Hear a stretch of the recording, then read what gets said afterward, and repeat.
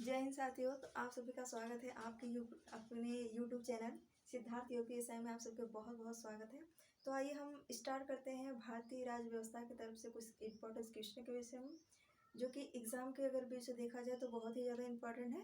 तो आइए देखते हैं, ज़्यादा समय ना लगाते हुए क्वेश्चन की तरफ आते हैं। ठीक है, तो आज में हमारा जो टॉपिक है वह है भारत सरकार अधिनियम 1858 का, यानी कि भारत सरकार जो अधिनियम 1858 क्या है, यह क्यों लाया गया और किसके विषय में ये चर्चाएं की गई थी। ठीक है, तो आइए हम एक कहानी के माध्यम से जैसे सीखते हैं कि बेसिक्स एकदम एक ही निचोड़ पूरी जानकारी एक ही वीडियो में समाप्त हो जाएंगे। ठीक है, तो आइए भारत सरकार अधिनियम 1858, यह 1858 जो अधिनियम है लाने का इसका मेन मकसद क्या था कि जैसे ब्रिटिश काल में क्या था कि जो हमारे लॉर्ड पामस्टन है वह प्रधानमंत्री थे। प्रधानमंत्री के उपरांत जब इनको 12 फरवरी 1858 ईस्वी को भारत में ये दोहरे शासन के रूप में जाने जाते थे। इन्हीं के माध्यम से दोहरा शासन लाया गया था। और इसके कुछ समय बाद जब यह संसद के सम्मुख प्रस्तुत किया गया, इन्होंने एक विधेयक को पारित किया, मतलब पास किया था। विधेयक को जब वो संसद के सामने रखते हैं तो उनको रखने के उपरांत कुछ समय के लिए उनको मतलब निरस्त कर दिया जाता है, यानी कि सीट से उनको हटा दिया जाता है। वह कुछ कारणों उन्हें हटा दिया जाता है। तो उनको हटाने के बाद आते हैं एक डर्बी करके, लॉर्ड डर्बी पीएम। ठीक है, तब उस टाइम लॉर्ड डर्बी करके एक पीएम आए थे। उनके कार्यकाल में प्रस्तुत विधेयक 2 अगस्त 1858 को महारानी विक्टोरिया के बाद पारित हो गया। मतलब कि जो हमारे इसके पहले थे लॉर्ड पामस्टन, लेकिन इनको कुछ कारणोंवश इन्हें बैठा दिया गया। तो बाद में आए ये हमारे लॉर्ड डर्बी पीएम, मतलब प्रधानमंत्री।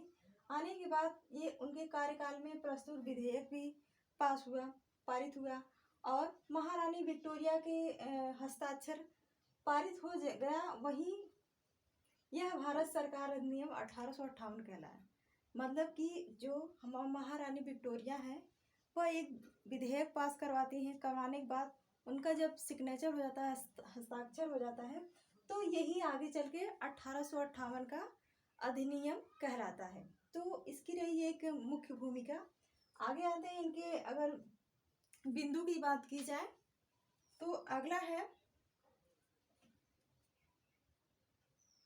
18 अधिनियम भारत सरकार 1858 कहलाया, जिसका उद्देश्य 1857 की क्रांति जैसी विद्रोह की घटनाओं को पुनरावृत्ति को रोकना तथा साथ ही प्रशासनिक व्यवस्था को स्थापित करके भारत का उपयोग ब्रिटिश औपनिवेशिक हित में करना था। मतलब कि अगर यह जो एक विधेयक दिए थे अगर वो पारित नहीं होता तो जो 1857 की क्रांति थी वैसी हालात हो जाती इंडिया की।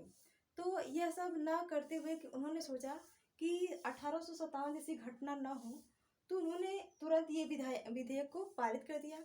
तब जाके ये महारानी विक्टोरिया ने हस्ताक्षर करने के बाद यह एक विधेयक के रूप में जाना गया। ठीक है, अधिनियम के रूप में जाना गया।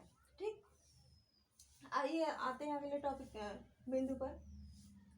इस कानून के माध्यम से भारत का शासन कंपनी के हाथों से ले लिया गया और उसको ब्रिटिश ताज के अधीन कर दिया गया। मतलब कि जो हमारा कानून था, भारत शासन कंपनी के हाथों से ले लिया गया और यह कार्य महारानी विक्टोरिया के एक राज्य की घोषणा द्वारा किया गया था। मतलब महारानी विक्टोरिया के माध्यम से यह राज्य पूरा संपन्न हुआ था।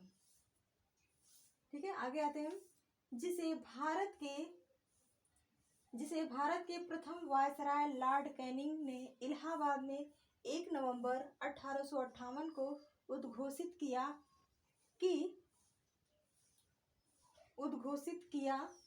भारत सचिव उसकी परिषद के सदस्यों का वेतन और अन्य खर्चे भारतीय राजस्व से देने पड़ते थे। मतलब कि जो हमारे उस टाइम के क्या थे, वेतन भत्ता जो होते हैं वह भारतीय परिषद द्वारा दिया जाता था। ठीक है, अगले बिंदु पे चलते हैं।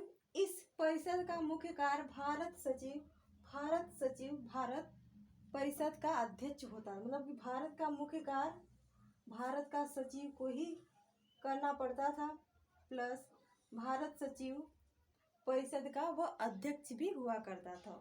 तो ये भारत सरकार अधिनियम 1858 की इस प्रकार से कुछ स्टोरी थी। इसके क्या क्या इम्पोर्टेंस क्वेश्चन बनते हैं उसके विषय में भी चर्चा करते हैं, ठीक है। तो जो उनसे बनने वाले जो क्वेश्चन है, भारत में कंपनी शासन का अंत किस अधिनियम द्वारा किया गया। अगर आपको एग्जाम में पूछा जाए कि भारत में कंपनी शासन का अंत किस अधिनियम के माध्यम से हुआ, तो इसका एक डायरेक्ट आंसर बनता है, एक तो 1858 के अधिनियम द्वारा, ठीक है, इसको सीधा सीधा रूप में देखा जाए। दूसरा है भारतीय मामलों में किस अधिनियम द्वारा सीधे ब्रिटिश सांसद नियंत्रण स्थापित हो गया था। इसमें भी वही बातें की जा रही हैं, मतलब कि अधिनियम कौन था, एक्ट कौन सा था, भारत सरकार अधिनियम कौन सा था। तो आंसर हो जाएगा हमारा 1858 के अधिनियम के माध्यम से हुआ था। अगले क्वेश्चन की तरफ बढ़ते हैं। पिट्स इंडिया एक्ट 1784 द्वारा स्थापित बोर्ड ऑफ डायरेक्टर तथा बोर्ड ऑफ कंट्रोलर को किस अधिनियम द्वारा भारत समाप्त कर दिया गया था। मतलब जो पिट्स इंडिया एक्ट है, board of controller, board of director, इनको किस एक्ट के माध्यम से समाप्त कर दिया गया था, तो वो है हमारा 1858 का अधिनियम के माध्यम से समाप्त कर दिया गया था इसको, ठीक है। आगे बढ़ते हैं चौथे क्वेश्चन की तरफ। किस अधिनियम द्वारा भारत के गवर्नर जनरल का नाम बदलकर वायसराय रख दिया गया था। इसको वेरी वेरी इंपॉर्टेंट करिएगा, यह बहुत ही ज़्यादा इंपॉर्टेंट है। अगर किसी ना किसी एग्जाम को आपको देखने को मिल ही जाएंगे। देखिए जैसे कि UPSI, UPPCS, MPPCS, state PCS level की सभी तैयारियां बड़े एग्जाम में प्लस एसएससी के एग्जाम में भी पूछे जा सकते हैं, ठीक है। एक बहुत ही यूनिक क्वेश्चन बनता है इसे। किस अधिनियम द्वारा भारत के गवर्नर जनरल का नाम बदलकर वायसराय रख दिया गया था, तो वही हमारा 1858 का अधिनियम द्वारा, ठीक है।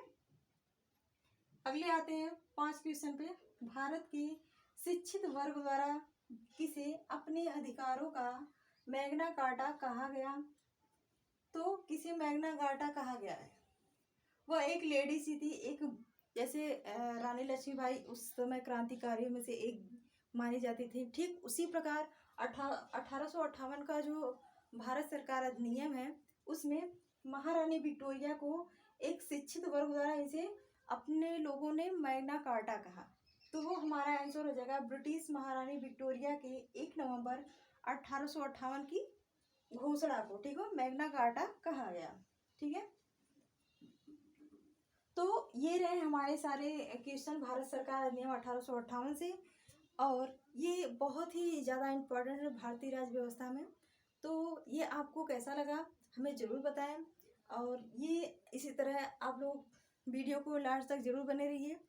तो चल ठीक है, आज के लिए बस इतना ही, मिलते हैं अगले वीडियो में, तब तक के लिए जय हिंद।